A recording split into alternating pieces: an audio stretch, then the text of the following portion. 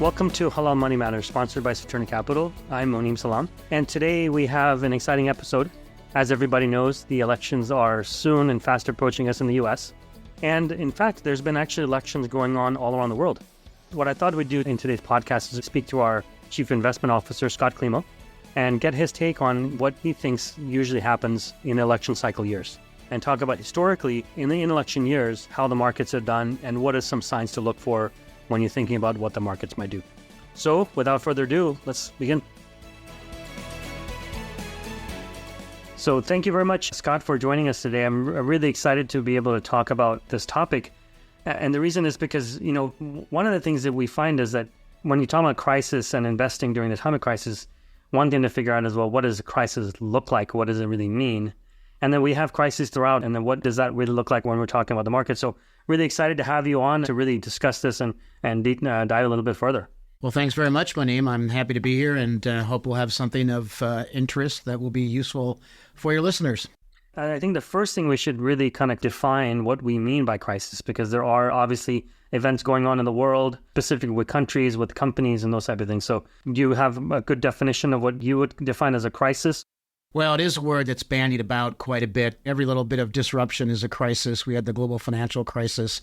We obviously have the Middle Eastern crisis that's going on now. So there are crises happening pretty much everywhere and every day, it seems. But it needs to be something that's significantly disruptive to the investment environment, the investment landscape, something that has a major effect on, be it interest rates or defaults or stock prices or some sort of economic activity. It needs to really move the needle rather than just being something that's kind of a headline news that you're going to see at 6 p.m. on NBC. And so I guess shorthand, that's kind of how I would define it. And that can obviously run the gamut of anything from the most recently experienced pandemic to, as I mentioned, global financial crisis. So a major disruption within financial markets and within the banking system. So it can be a variety of different things that may ultimately constitute the crisis. We don't actually talk about crisis and say that it's when the market goes down, then we look back and say it's a crisis. We can actually just define it as some significant major event that could have potential impacts on the market. Sure. Okay. And I think that, as long as we're talking about the word, and I have a pretty extensive background in Asia, and so a little bit of etymological trivia is that the Chinese word for crisis is weiqi.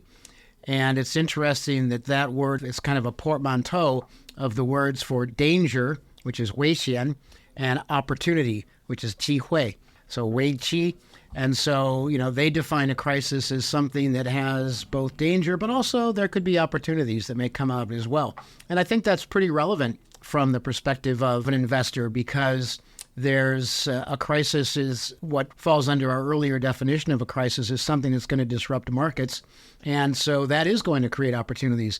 It may be just through getting into the market at an attractive point, or it may be for some change in leadership of sectors from what we've seen previously, that if you're ahead of that, you could benefit from it quite well. And I think over the years, if you look back, I think you can pretty much safely say that every crisis that we've had has been that opportunity. When you're living through the moment of the crisis, you might think of it as danger. But if you step back and look at it from a larger picture, it looks like a huge opportunity that you might kick yourself and say, I should have done this or I should have done that. Yeah, I think that's largely is true. There are times, for example, if you look at the dot-com crash in the early 2000s, that was a significant sell-off as stocks had become just stratospherically and unjustifiably valued. You may recall at that time, Cisco was the largest company in the world. I think it had a market cap around $450 billion, something in that neighborhood. So things have certainly changed in that regard. But, after that, you did see some various sector outperformance. Pharmaceuticals, for example, did quite well in the wake of the dot-com crash.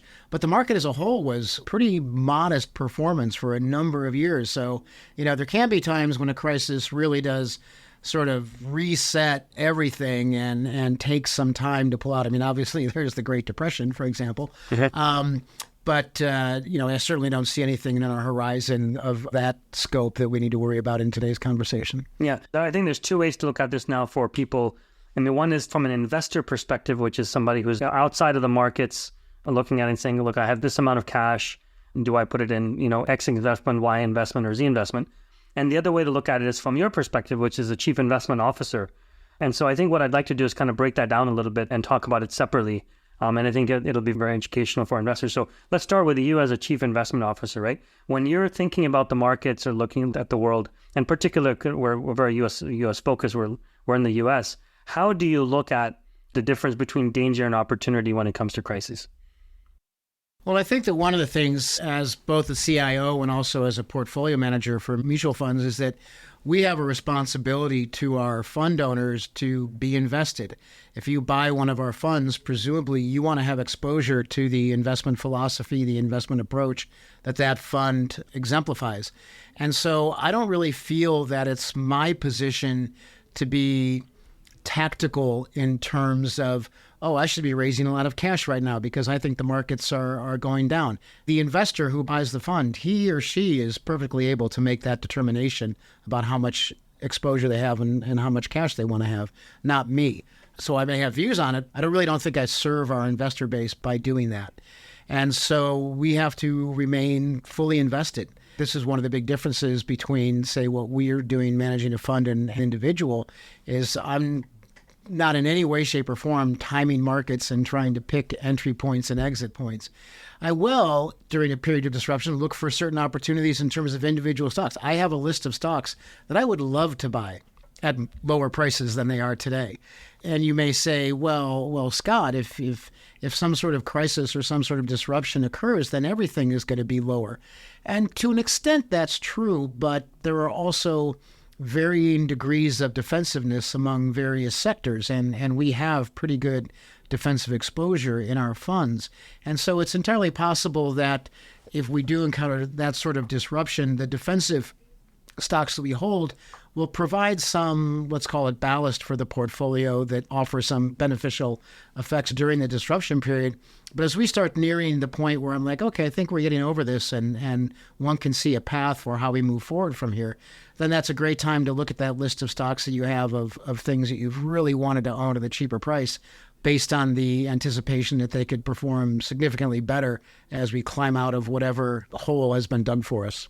I mean, obviously, you're acting as a portfolio manager and then the CIO, but also you're a human being.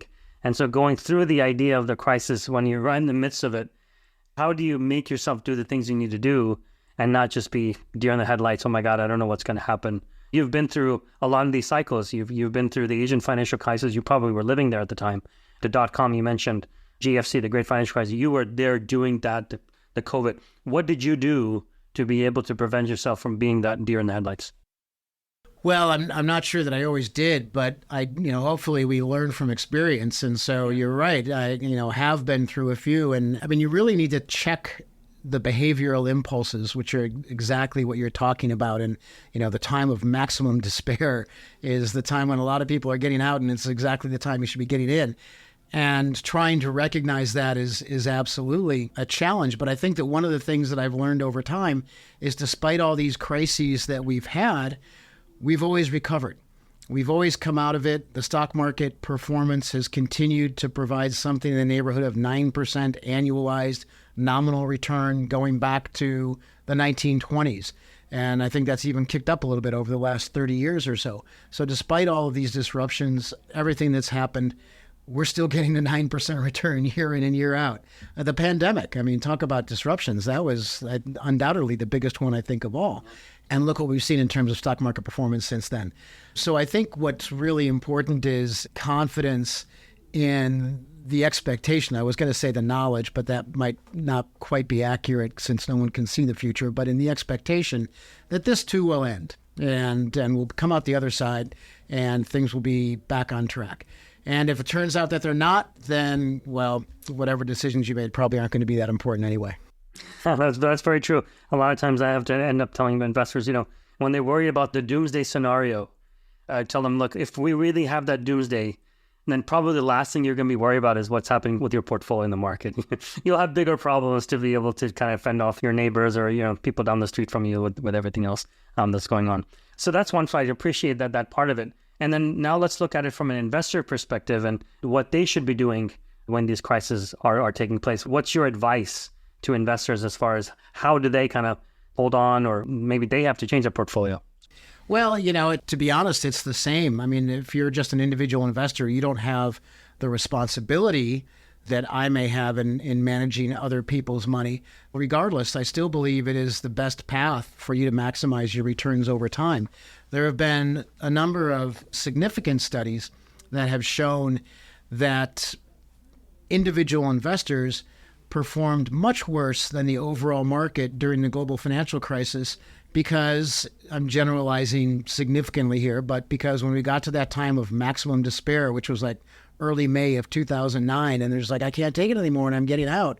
And then the market all of a sudden turns around, and by the time they get back in, it's well above where it was when they got out. And so their returns were diminished.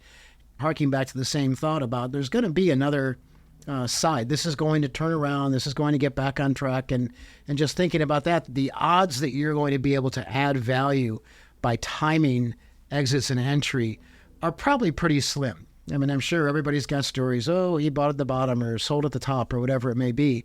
But by and large, you're going to be better off just riding it off. And those are exceptions rather than the rule. People always talk about their winners and never talk about how much money they lose. So simply, the advice is simply stay invested.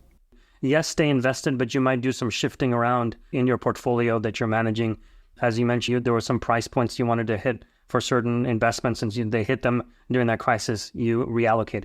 For an investor, I mean, when you talk about buy and hold, that usually speaks in terms of zero-sum game, which is either you're in or you're out. And really the nuance of that is, should an investor be, looking at it from either you're in or you're out, or should they be looking at reallocating their portfolio in a time of crisis? I think that there can be some opportunities to do that if you're someone who is paying very close attention to the markets, not as a journeyman or as a tourist, but if you really are paying attention, if you have any aspirations of doing that on the individual stock basis. If you're someone who invests in funds, you can certainly adjust your portfolio from more defensive positions to more aggressive positions as you think you're nearing the bottom. Let's say the market, was down 20%. And you're kind of focused in value and income and these sorts of things, well, that might be a good time to start thinking about taking a little greater exposure into more aggressive, growth-oriented strategies. Fixed income is obviously another part of it. Let's say your Sukuk portfolio has been performing pretty well because oil has been hanging in there and interest rates have been declining as a result of a big slowdown in the economy. Well, eventually that's going to turn around and rates are going to go back up. And the value of your Sukuk is going to decline as that rate environment changes into a more buoyant economic environment. So absolutely, there are changes that investors can make to try to take advantage of being wholly invested, but certainly making some changes. Some reallocation changes and stuff, depending on their situation. And for obvious reasons, when I was living in Malaysia, whenever they talked about the people should be investing, or when you go to Europe or other parts of the world, when they should be investing, they always use the example of the US rather than their own country because the data is available in the US. So when you're thinking about this idea of crisis and investing during that, do you find that globally it's all the same? One might be better than another. Would you give the same advice if you were living in Asia like you were decades ago? Well, perhaps not about being invested in Asia. Overseas investors can invest in the U.S. nearly as easily as we can. Would I give that advice about the People's Republic of China today? Probably not, because of a variety of governance and demographic issues, not to mention the whole property market, which is more or less imploding right now on the residential side. So I probably wouldn't give that advice because it's difficult to kind of see through to when that all normalizes. So with the property bubble that's bursting, let's supposing you kind of akin that to our dot-com bubble bursting as well. And we talked about this as a crisis and an opportunity to be able to hold on and invest for the long term. So what makes the bubble in China different than the bubble that was here in the internet? Well, the dot-com was a collection of stocks, many of which had modest earnings at best, that became hyper-inflated in terms of their valuation as a result of a dot-com craze. Some might argue kind of like we're seeing with AI right now, although I would argue that the applications of AI are significantly greater than the applications of internet delivery of pet food. But the big difference there is versus, kind of seeing these high-flying startup, how many eyeballs do you have, dot-com companies back at the turn of the century?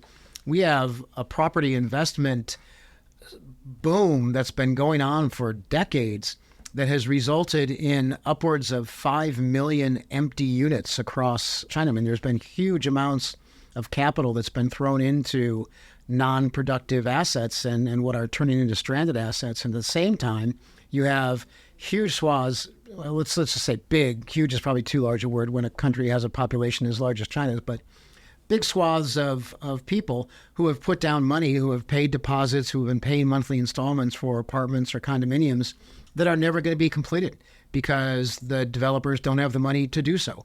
There's a big difference between a couple of highly inflated dot-com stocks and the amount of exposure that you have to property in China. And so that's why, the United States didn't really get involved in bailing out dot-com companies, but China is now making announcements about ways that they're going to try to bail out the property companies. So far, however, I think it's insufficient. So I'm not saying they're never going to get out.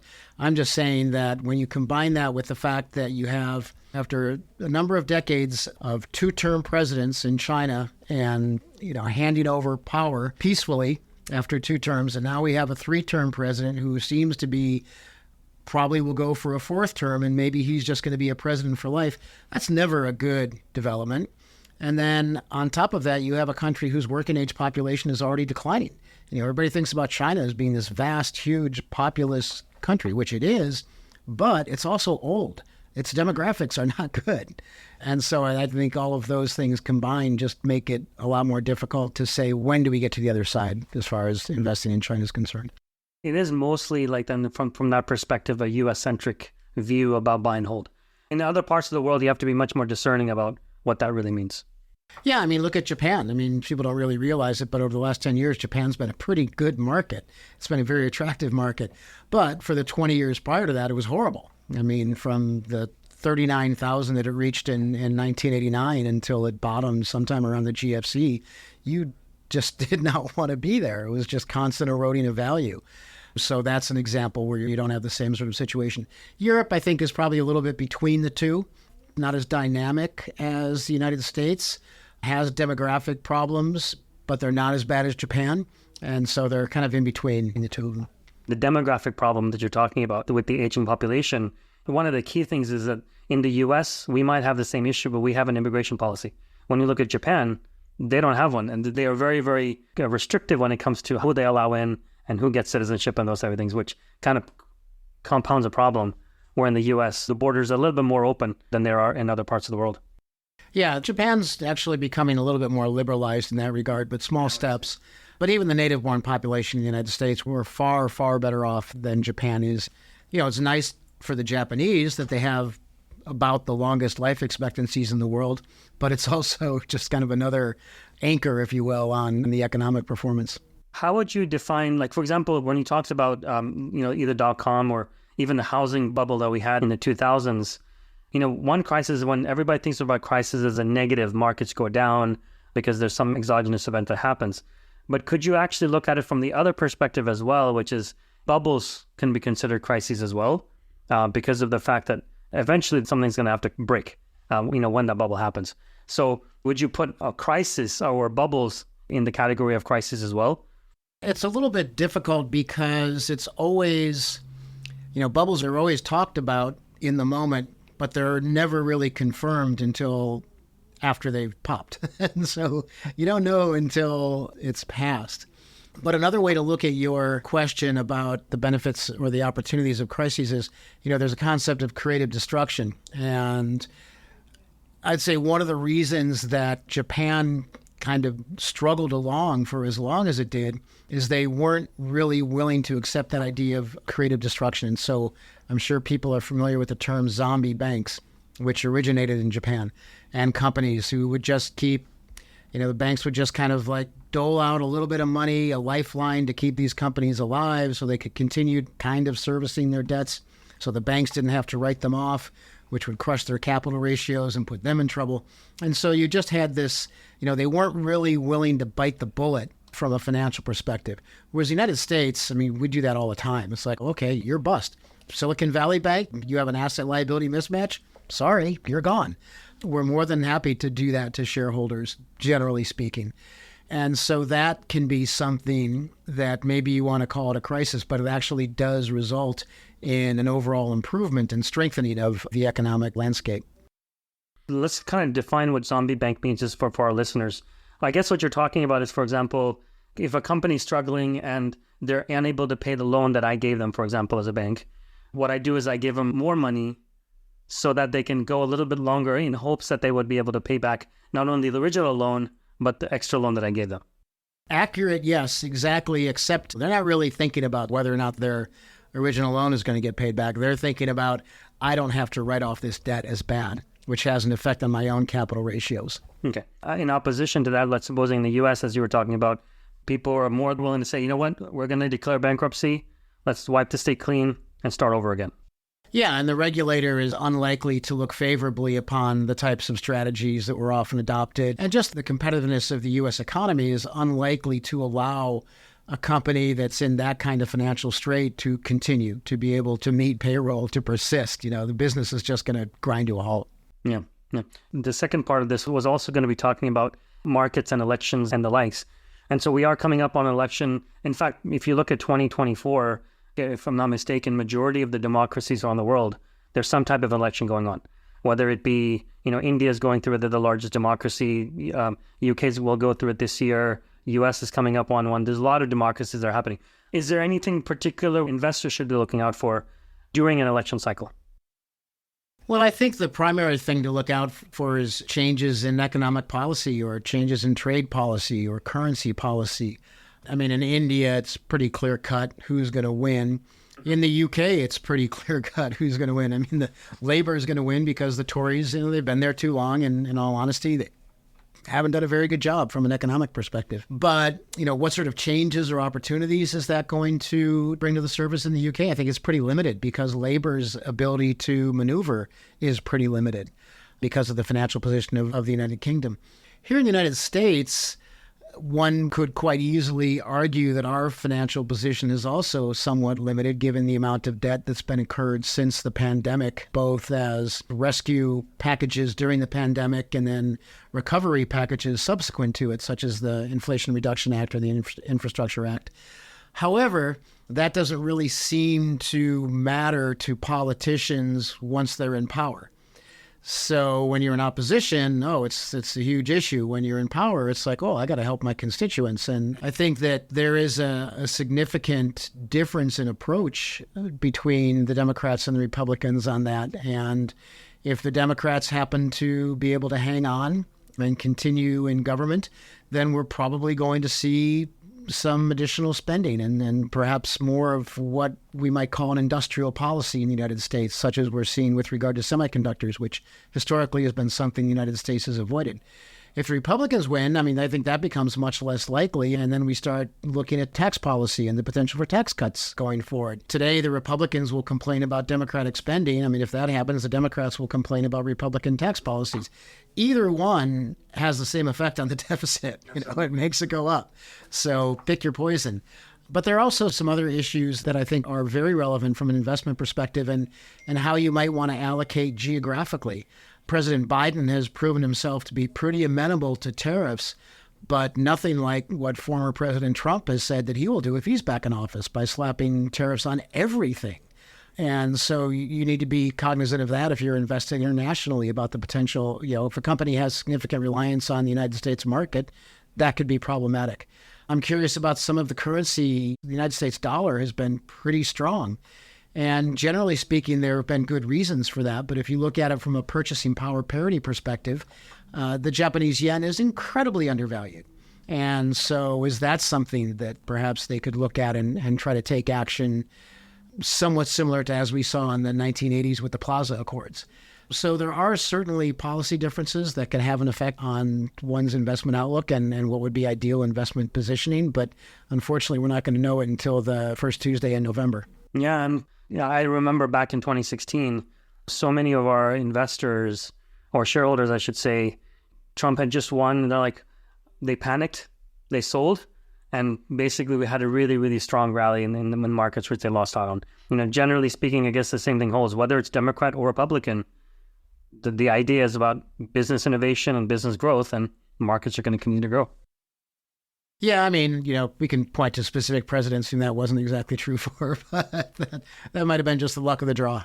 I mean, George Bush came into office during the dot-com, and he finished it with the global financial crisis, so it's not really his... He had one of the lines that was not up and to the right, it was more down and to the right. Yeah, that's true. I'm not asking you to take out your crystal ball, but let's take it out, and let's see what we can see. Where do you see crises coming up in the future? What are some glaring things that might be something that we have to think about? Like from my perspective, the U.S. debt is something that could potentially lead to a crisis. That it's just so ballooning, it's just so getting so big. There has to be some type of an end to whatever's happening, especially now that the interest payments are larger than the actual debt itself. So those type of things that are happening. What do you see if you had that crystal ball in front of you? I mean, debt is certainly something that warrants consideration. And not only is the number quite large, but also if we look at it as a percentage of GDP, it's as large as it's ever been. I think it was something over 120% last year. I'm not exactly sure how high it got in World War II, but we're certainly at a peacetime all-time high. There are a variety of ways that you can get yourself out of a debt problem like that. And one is you can invade other countries and steal their resources. Some might argue that that was part of the reason for the Iraq activity 20 years ago, but I don't have a position on that. You can grow your way out of the problem. And I mentioned World War II, when post-World War II, unsurprisingly, U.S. debt was quite high, but then it embarked upon an extended period of solid GDP growth and low inflation. And so you grow your way out of it. One is that you can default. And we see that time and time again. Argentina, Greece, Russia during the long-term capital management crisis back in the late 90s. So we've seen that. Another one that we come across quite often is hyperinflate. So to whatever extent Turkey may have been engaging in its monetary policy and its high inflation rate, whether that was something to do with addressing debt, I don't really know. But hyperinflation is another issue. And then you can do what I think is most likely in the United States, which is you inflate at a rate that delivers negative real interest rates over an extended period. And then you have to adopt certain policies to ensure that that can hold over a period of time. For example, you cannot have free FX convertibility, and you probably have to engage in some sort of financial repression.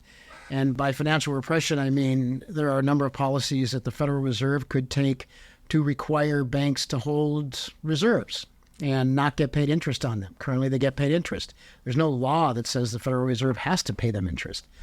So it wouldn't be entirely surprising to me if we saw some sort of actions in that regard. I'm not talking about this year, next year, or even this decade, but unless we start to get a handle on the way that debt is progressing, especially given the fact that Social Security is estimated to be solvent through 100% solvent, being able to pay everything through 2036. The United States will start to be moving towards its own demographic challenges. And so these problems, I think, in the current political environment, regardless of which party is in power, nobody has determined that there's sufficient concern that they need to address these. And so they're just kind of kicking the can down the road, and you can't do that indefinitely. So I think those sorts of financial repression things are possible if we talk about after, say, another decade or so. There is something that probably never would be done, which you didn't mention because probably what's very difficult to do is raise taxes. Well, that would be, you're right, that would be a potential approach. I mean, we have seen Democratic administrations raise taxes, but that's a tough one. Yeah. Okay, I mean, I think we're pretty much wrapping up here, but any final thoughts before we can kind of close off? Some words of wisdom from our Chief Investment Officer at Saturna?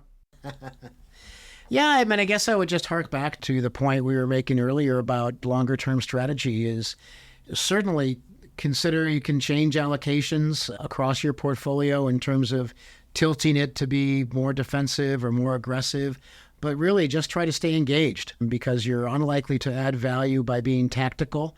Unless the past 100 years of history that we've seen in the United States, despite the Great Depression, World War II, Korea, Vietnam, Iraq, global financial crisis, pandemic, that still You got 9% annualized over that period. Unless you think that that's come to an end and the world is going to be different for the next 100 years, that would argue to be the best possible strategy. The most pleasant reactions that I see from people is when they basically have invested their money, let's say 5 or 10 years ago, they forgot about the money for whatever reason, like not literally forget, but they just haven't checked their account. And then they look at it after, let's say 5 or 10 years, like, wow, okay, that's much bigger than I thought it was. It's a good feeling, right? And the reason why they were able to do it was most likely because they didn't watch it either daily or monthly or whatever it was. It just kind of set it and forget it kind of thing. So, and something else, I'm just going to tack on because it's something that just occurred to me, is that people often think about, I'm risk averse. I'm getting out of the market. I just want to be in cash. I want to have my cash here. It's like, well, look at the inflation environment that we've had over the past couple of years. Look at what's happened in the United States since the Federal Reserve was established in 1913, and $1 in 1913 is worth about a penny today. I think Warren Buffett actually said the riskiest possible asset you can hold is cash because its value is constantly being eroded by inflation. Even today, it's over 3%, and that adds up. Just like stock market returns add up over time, 3% adds up over time. And so cash is not the safe asset that people often think it is. Yeah, that's really good advice. Well, thank you very much for your time. I really appreciate joining us on Halal Money Matters, and hopefully we'll have you again. That was my pleasure. Great to be here. Thank you. Thank you for listening to Halal Money Matters. If you like what you hear, please do rate us on the app stores and also leave us a review. It helps other people find us a lot easier. The thoughts and opinions expressed on Halal Money Matters do not necessarily reflect the views of Saturna Capital, Amana Mutual Funds, or their affiliates. Please consider an investment's objectives, risks, charges, and expenses carefully before investing. To obtain this and other important information about the Amana funds in a current prospectus or summary prospectus, please visit amanafunds.com or call toll-free 1-800-728-8762. Please read the prospectus or summary prospectus carefully before investing. The Amana funds are distributed by Saturna Brokerage Services, member FINRA and SIPC, and a wholly owned subsidiary of Saturna Capital, the investment advisor to the Amana funds. Investing involves risk, including the risk that you could lose money. The Amana funds restrict investments to those companies consistent with Islamic and sustainable principles, which limits opportunities and may affect performance. This material is for general information only and is not a research report or commentary on any investment products offered by Saturna Capital. This material should not be construed as an offer to sell or the solicitation of an offer to buy any security in any jurisdiction where such an offer or solicitation would be illegal. We do not provide tax, accounting, or legal advice to our clients, and all investors are advised to consult with their tax, accounting, or legal advisors regarding any potential investment. Investors should not assume that investments in the securities and/or sectors described were or will be profitable. This podcast is prepared based on information Saturna Capital deems reliable. However, Saturna Capital does not warrant the accuracy or completeness of the information. Investors should consult with a financial advisor prior to making an investment decision. The views and information discussed in this commentary are at a specific point in time, are subject to change, and may not reflect the views of the firm as a whole. All material presented in this publication, unless specifically indicated otherwise, is under copyright to Saturna. No part of this publication may be altered in any way, copied, or distributed without the prior express written permission of Saturna Capital.